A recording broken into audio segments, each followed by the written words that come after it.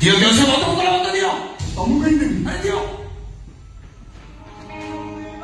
ସତ କଥା କହୁଛି ଶୁଣ, ମୁଁ ପେଟେ ପିସ୍ ହେଲେ କଣ କରିବି କହିଲ?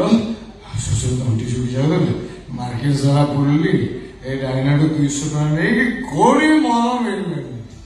ଗାନ୍ଧୀ ଜୟନ୍ତୀ ଆଉ ମଦ କୋଉଠି ମିଳିବ? ଠିକ ଜାଣିଛ ଚୋଖା ଟଙ୍କା ସେ ଗାନ୍ଧୀ ଜୟନ୍ତୀ ଯୋଉ କାଉଣ୍ଟରରେ କିଛି ମିଳିଲାନି।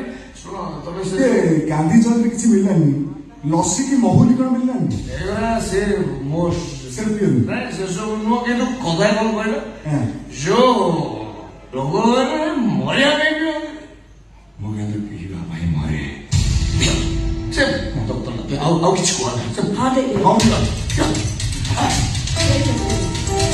କହିଲା ବୋଲି